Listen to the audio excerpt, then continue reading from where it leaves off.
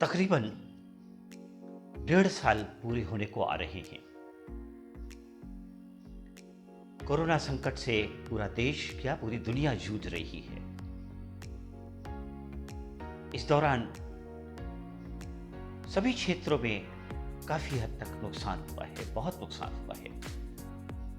और इसी के चलते साहित्य, कला और संस्कृति के क्षेत्र में भी एक सन्नाटा छा गया। सारी सक्रियता एक तरफ चली गई, हाशिए पर चली गई और सब कुछ धीरे धीरे नष्ट होने लगा। एक निराशा लोगों के घर में, लोगों के दिमाग में बैठने लगी कि आखिर इस कठिन घड़ी में क्या किया जा सकता है, कौन सा रास्ता हो सकता है कि हम जैसा कर रहे थे उसका निर्वहन करते रहें। साहित्य, कला और संस्कृति के क्षेत्र में तो खास तौर से ये निराशा काफी हद तक रही। बहुत से लोगों ने इस निराशा को तोड़ा भी और उन्होंने ऑनलाइन वेबिनार के जरिए लोगों से बातचीत की, लोगों को सक्रिय बनाए रखा। कम से कम इतना काम जरूर हुआ कि लोग साहित्य, कला और संस्कृति के बारे में सोचते रहे, उन्होंने सोचना बंद नहीं किया।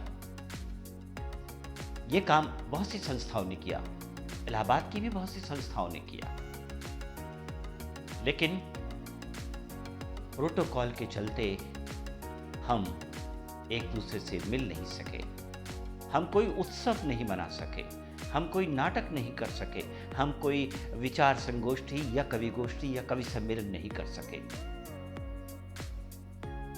हम लिखने पढ़ने वाले लोग, हम कला और रंगकर्म से जुड़े हुए लोग आपस में मिलना जुलना भी हमारा बहुत कम हो गया। और इन सारी बातों ने हमें थोड़ा सा निराश किया, लेकिन हमारी उम्मीद अभी भी बनी रही कि अच्छे दिन आएंगे, जरूर आएंगे अच्छे दिन और हम लोग फिर मिलजुल करके अच्छे कार्य करेंगे। लेकिन उसके पहले इलाहाबाद रंग क्षेत्र में बहुत बढ़िया ढंग से सक्रिय रहा।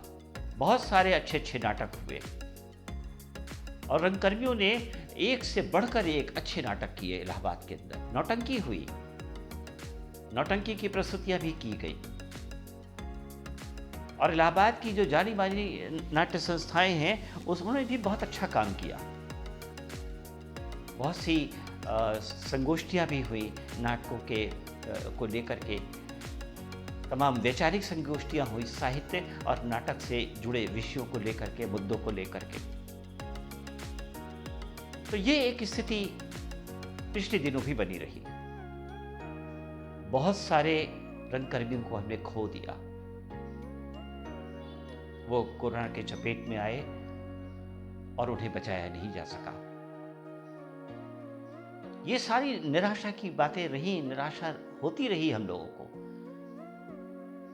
लेकिन हम फिर कहेंगे कि साहित्य, कला और संस्कृति के क्षेत्र के लोगों के अंदर पता नहीं कहां से कौन सी ऊर्जा थी कि वो बार बार उनका मनोबल ऊपर उठ जाता था और उठता रहा और आज भी उठा हुआ है। इस क्षेत्र के लोग निराश नहीं है, बस रास्ते तलाश कर रहे हैं कि हम कैसे उन रास्तों पर चलें जहां से हम प्रोटोकॉल का पालन भी करें और हमारा काम भी हो जाए।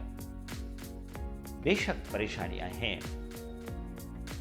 महामारियां और भी मुल्कों में आई हैं, अपने देश में भी आई हैं, लेकिन उसके बीच सभी लोगों ने रास्ता निकाला और निकाल करके जिंदगी को उन्होंने कहीं पर रुकने नहीं दिया, अपने उत्साह को रुकने नहीं दिया, अपने मनोबल को टूटने नहीं दिया। और यही हमारे रंग क्षेत्र के, साहित्य के क्षेत्र के और कला के क्षेत्र के लोग अपने कार्य को कर रहे हैं। हम जानते हैं कि जैसे ही ये कोरोना संकट कम होगा, वैसे ही इन क्षेत्रों के लोग फिर सक्रिय हो जाएंगे और हमें इनकी बहुत अच्छी अच्छी चीज़ें, इनकी रचनात्मकता के रूबरू होने का बहुत अच्छा मौका मिलेगा।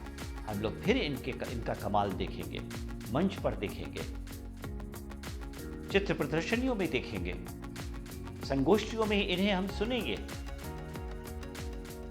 इसलिए हमें नाउम्मीद नहीं होनी चाहिए। ये सब कुछ बहुत अच्छा होने जा रहा है बहुत अच्छा होगा।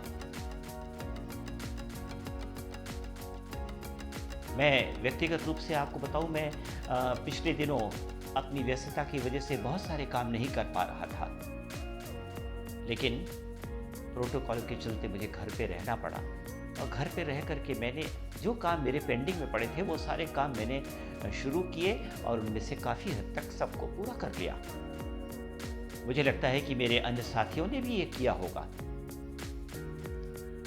बहुत सी नाट्य संस्थाएं तो ऐसी हैं जो ऑनलाइन बहुत अच्छे कार्यक्रम बना करके प्रस्तुत करती रही। सोशल मीडिया पर उनके वीडियोस जारी हुए, उन्हें सब लोगों ने देखा। बहुत सी नाट्य संस्थाओं ने अच्छी अच्छी फिल्मों को देखने का मौका दिया। तो ये सब उत्साह बना रहा। उत्साह ही अच्छी कला साधना है। अगर हमारा मनोबल नहीं टूटता, हमारा उत्साह बना रहता है, तो समझ लीजिए कि हम कला साधना में लीन हैं। कुछ करने का मौका आएगा तो साहित्यकार, कलाकार, चित्रकार और मूर्तिकार सब मिल करके एक बार फिर अच्छे काम करेंगे। आपको सबको बहुत सारी शुभकामनाएं। उम्मीद मत छोड़िएगा, आशान्वित रहिए, मनोबल बनाए रखिए और एक दूसरे का मनोबल उठाते रहिए। हमारे परिवार का ये सबसे बड़ा दोष है कि हम दूसरे के मनोबल को नहीं उठाते हैं। दूसरे के मनोबल को भी उठाना चाहिए, दूसरे का भी उत्साहवर्धन करना चाहिए और दूसरों की चीज़ें, अच्छी चीज़ें देख करके उसकी सराहना करनी चाहिए, क्योंकि यही मूल मंत्र है अच्छी रचनात्मकता को आगे ले जाने का।